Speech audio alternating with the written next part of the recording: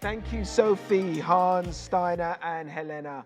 That was, just really, really interesting. I love that final line, which was, don't let politics weaponize technology. You know, we've done that with science. Now we're on this cusp of this massive technology breakthrough. We need not to weaponize it, and we need to use technology to do good. Look, last year someone referred to this gathering as the private sector spring meetings, and anyone who's been to DC knows that this week is not a spring meeting without leadership from the Multilateral Development Banks.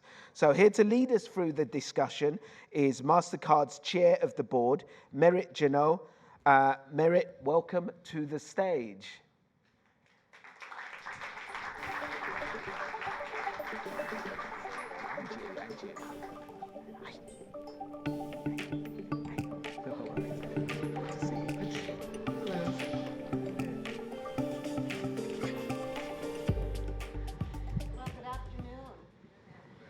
What a great day this has been already, isn't it? Fantastic.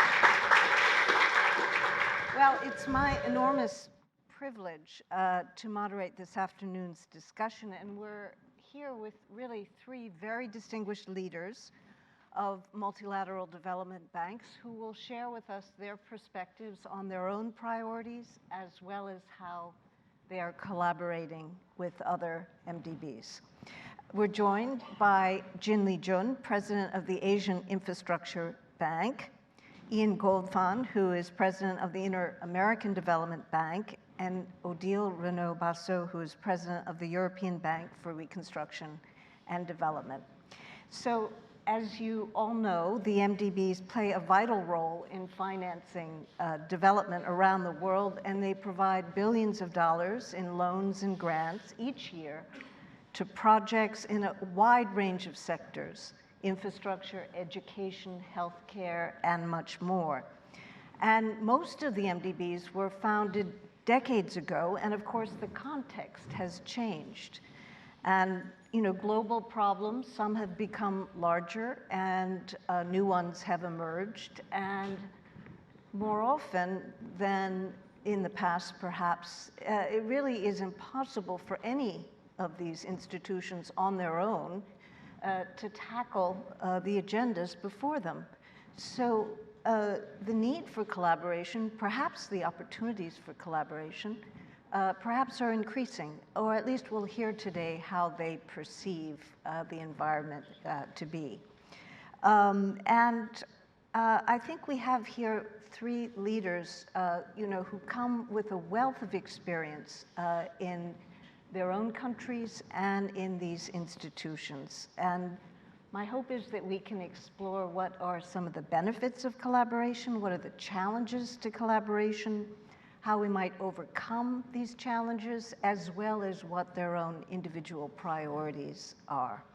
Let me start with you, Ilan. So the Inter-American Development Bank was founded right here in Washington, D.C., I think in 1959. Yes.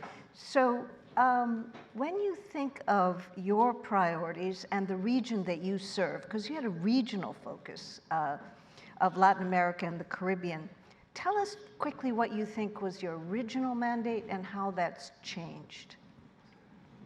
Well, we just came back from our annual meeting. It was in Punta Cana, where we had three transformational changes. One of them that's related to your question is about our strategy for the next 6 years until 2030. And the beginning is always about what is the priorities. What do you really want to do? And of course, for us is social on one side, which is poverty and inequality, then climate, both resilience, but also mitigation, the transition. And finally, we are from a region that has not grown a lot. There's no productivity growth. So we need to foster innovation and productivity growth. So those are the three main objectives. Now, when you are looking at the region, you need to transform the bank, transform the development bank in order to be able to help the region transform itself. So we are focusing very much on the end result, on the impact. We want to be able to measure our success by the number of people that we are able to get out of poverty, how many people have access to water and sewage, clean water and sewage, how many housing you are able to give, how much more people are educated.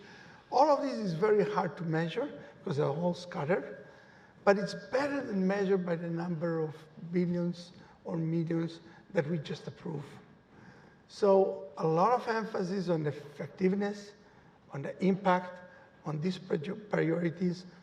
And I received a bank, I'm just in the bank for the last year and a half, and I see a lot of new energy. Part of the energy comes from the purpose, the perception that you can change the region.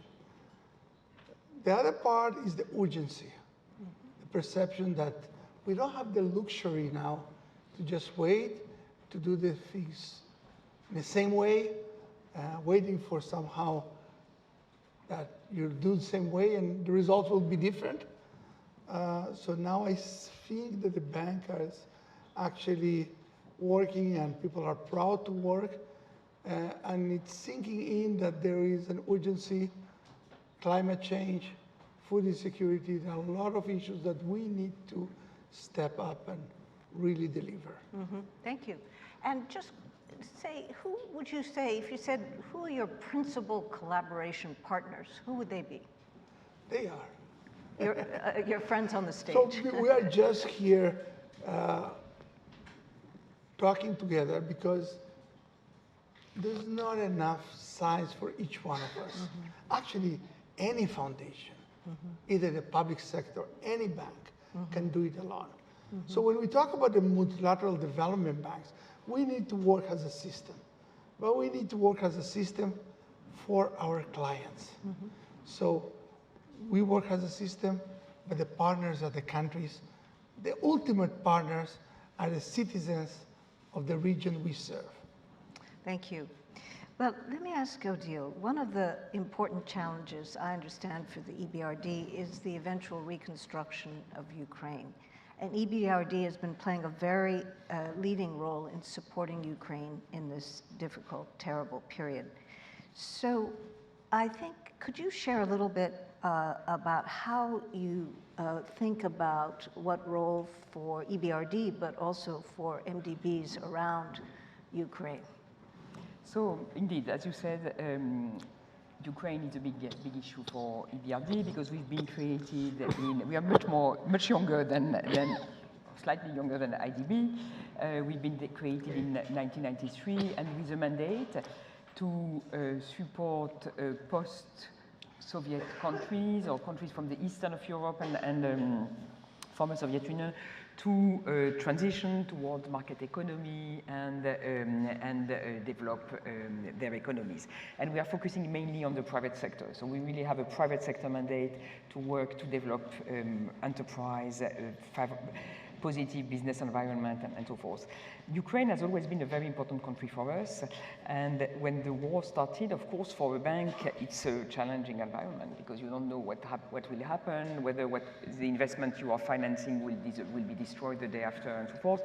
So, but because of our mandate and with the support of the shareholders, we decided to continue and to increase our financing to Ukraine, focusing on the private sector, so helping, for example, the banking sector to continue to finance SMEs and businesses, but also focusing on infrastructure and in order to keep the economy functioning. And for Ukraine, there is a lot of military support for the budget of the country through the IMF program and with bilateral support, but we are focusing really on the real economy. The challenge, and now, not only for the reconstruction, but really now. And the situation in Ukraine, in a way, shows how important the collaboration is for two reasons. The first one is the needs, the financial needs are huge, and there is no single institution that can take everything on the balance sheet. It would be much too risky. I mean, we would, for MDBs, AAA rating is an important anchor. But so taking all the risk, being the only institution in Ukraine is impossible, so it's good to share the risk and to have different MDBs working together. Secondly, in a country in a war, I mean, they have no, emergency is, I mean, the reality of the situation, so they have no time to talk with different, I mean, you know, different conditions, different partners, so coming with a very, I mean, common project and a single set of conditions working together is very important for them, for the Ukrainian clients and the government. And last point is the same thing on the policy work, because we do a lot of advisory to transfer, I mean, policy work to transform the country, fight against corruption, improve market of the functioning, improve transparency, and having the same set of approach is very important in a situation like Ukraine. Thank you. And I know that, you know, Europe is in the name of the EBRD, but under your leadership, EBRD has also expanded into Africa. Could you say a word on that, please? Yes, so we have not started yet because we are in the process. We need to change our article of agreement. So we work on the north of Africa now, Morocco, Egypt, Tunisia, and so forth. But we are going to be able to invest also in sub-Saharan Africa. But we are in the process of changing our article of agreement, which all shareholders, our 75 shareholders, have to agree upon. So it takes a bit of time. I think the logic is that we are European, not by, I mean, by, because our majority of shareholders are European, but we are going much beyond. I mean, we have 75 shareholders, so from worldwide.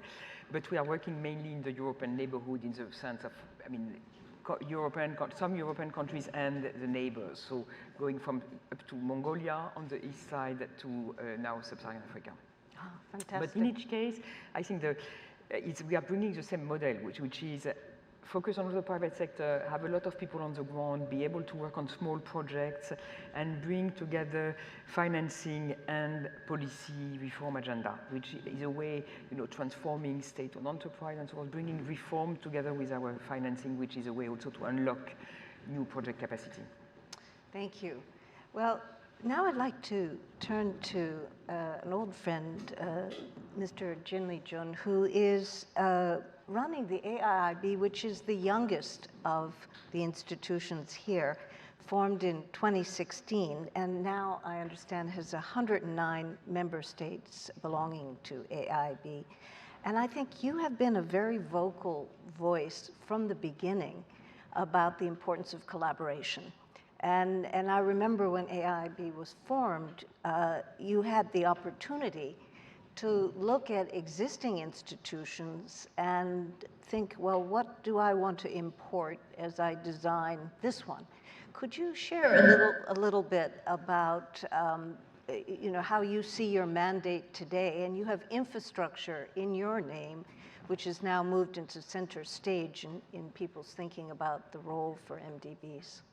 Thank you very much. You know, when the Asian Infrastructure Investment Bank, AIIB, was conceptualized, and we invited many countries, including European countries, North African countries, to join and to discuss with Asian countries about the setting up of a new bank. The new bank would be working in the 21st century with the 21st century governance. But the bank is certainly on the basis, is built on the basis of the experience of the sister institutions, World Bank Group, Bretton Woods institutions, ADB, EBRD, Inter-American Development Bank.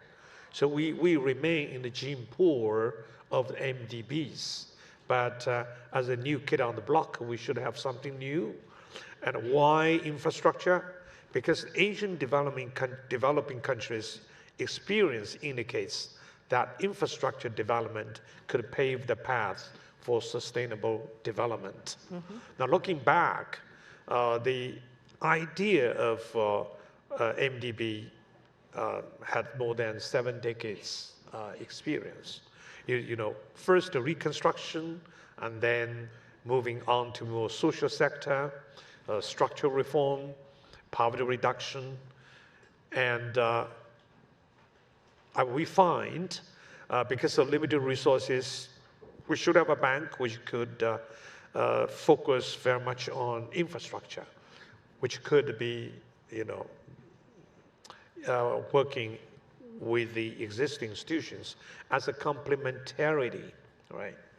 But I'm happy to see that all the other MDBs are also focusing very much on infrastructure, but infrastructure is defined in a very broad manner. It's not simply roads, railways, ports, seaports, airports. We also look at the digital infrastructure, helping closing the gap between digital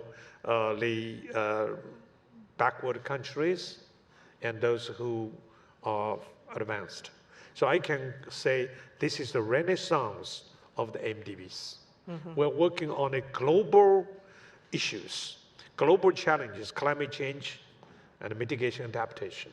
So if you find the difference, if you want to try to find a difference, the MDBs used to work on their own. And now MDBs work together because the global challenge calls for MDBs to provide global service, global public goods. Mm-hmm. That's what I meant, is meant by renaissance of the MDBs. Well, thank you very much for that. You know, I think not all of us have I know I don't have a full understanding of what it means to work collaboratively. So does it mean that you call up Odile and you say, I have this great project, please join me? Or does it mean something else? I think working as a system means the heads of MDBs should lay their heads together on a regular basis. This Friday, this Saturday, we would be having another heads of MDB meeting. And now Ilan is the chair of the heads of an MDB meeting. So, you know, development needs is so vast that it's not possible for a couple of, development banks to deal with all this challenge. So by working together, we can crowd in the private sector.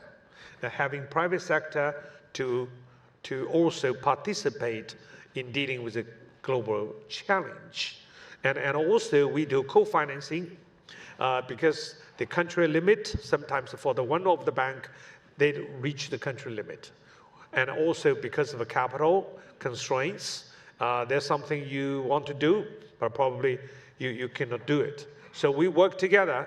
For instance, the World Bank and ADB, we would finance a project. And we also work with EBRD. We are trying to work with Inter-American Development Bank. Since we have Brazil, Peru, Argentina, Ecuador, in Latin America. Some people say, are you going to compete? I said, we're so busy cooperating, we have no time for compete. But actually, because there's so many things for us to do together, right? So the competition is working in a very different way.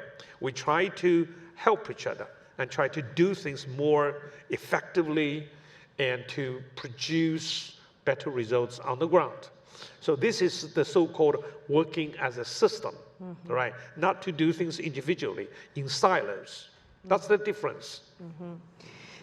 Ilan, if you're chairing this group, it must be not simple to chair such a group. Tell us how you think about that. How do you motivate collective conduct in the best way possible? Well, I think it's not. There's a lot of momentum now, and I think the way we are explaining here is exactly it. Mm-hmm. We come from a moment where the challenges were not so global than how they are today. They're always global public goods, but now it's climate, the planet. We are becoming much more close by transport cost that has diminished. We cannot just work in silos. We were too busy we were too busy competing and did not have time to collaborate. Mm-hmm. So now we have to change the culture to be too busy collaborating so we don't have to compete. And there's no reason to compete. The resources we have are not enough to solve the global challenges. So even if we have all of us together, we will still need the private sector. And even with the private sector together, it will still be a difficult task. So when we are sitting together, what we need to do, and this is the difficulty, is to be selective. And what do we need to collaborate to have more of the impact? That's the difficult part. Because we can be on like 25, 26 things that, what is the most important? Some of them we just hear here. First, we need to collaborate in the benefit of the country. So if there's a project that will really make a difference, let's come together. Let's not compete. If we need also to help the country, that it will not have to deal with 5 MDBs plus 4 foundations. They're small countries sometimes. They don't have so many people to deal with each one safeguards and rules and regulations. We go together. We rely on each other. One of us deals with the safeguards. The others come together. That helps the country. So co-financing, helping the country in platforms, also working in harmonizing the way we think about the result, the way we think about how we're going to mobilize. We need to harmonize so people understand what are we saying. If they understand more, then you were saying crowding in. What is crowding in? We do something and the others come together. Now we call it mobilization. We mobilize resources that when we enter with $1, we can get 7 or 8 from private sector. And that's not just an option and a luxury, it's actually a necessity today. So you've mentioned infrastructure, including digital infrastructure. I think all of you have mentioned infrastructure. You've mentioned health, climate. All of you have mentioned climate. Are these the main areas, Odile, you see for collaboration, or are there other sectoral or structural characteristics you feel are alignment? I think climate is one of the areas of cooperation because it's so complex, so encompassing also as an objective. You have adaptation, mitigation, you have the different sectors, and you need, the countries need to define in the context of the Paris Agreement some long-term strategy, national determined contribution. So it's a full, you need to have a very global approach, and that's where you have a lot of MDBs working on climate, and then therefore working together is particularly important in this sector.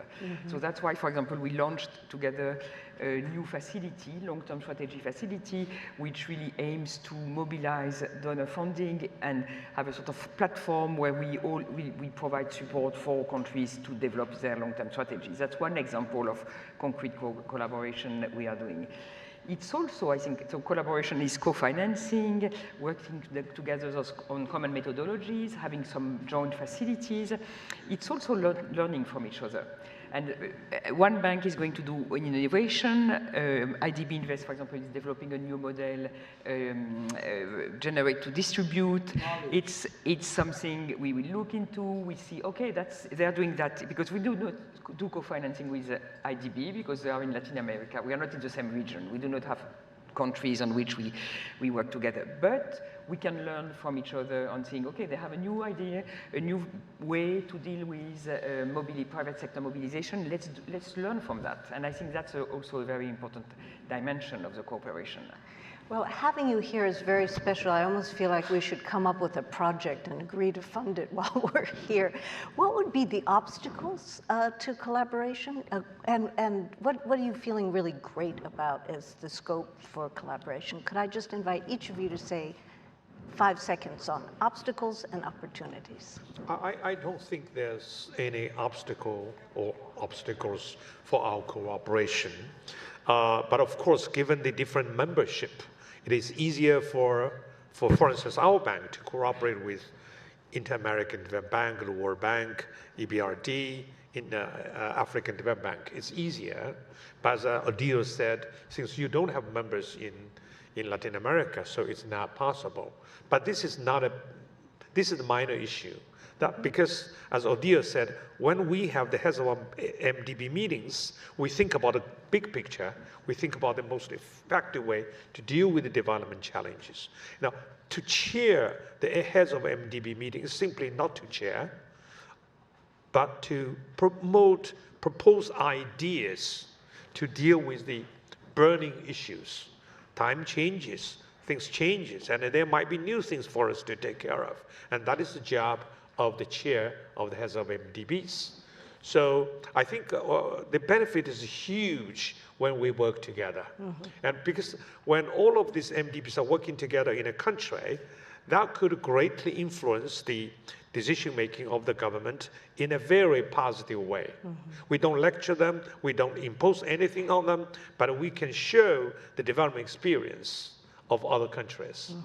Well, thank you for that. Unfortunately, we've run out of time, and I wish we had another 25 minutes. But one last thought before we depart from each of you. No, for me, if we want to, to stimulate cooperation, incentive is very important in the banks and among the banks. So to have an alignment of incentive, that's always, we're market-driven banks, so I would always think about incentive. And the second thing is, in terms of opportunity, I think it's a huge opportunity for the recipient, for the clients, for the recipient countries. Instead of having, X MDBs, asking different things and so forth, having one common position, one processes and so forth, it's a huge, efficiency gain. So I would see that as a huge opportunity. Thank you. Ian? I think the most important thing is to give the example that comes from the heads, that we need to cooperate, and then this example goes all over the organization. And the obstacle is not to think big. We need to think big. We need to think about big bets, because what we really need are the big challenges. Thank you very much. This has been a terrific conversation. Please join me in thanking this remarkable group. Thank you.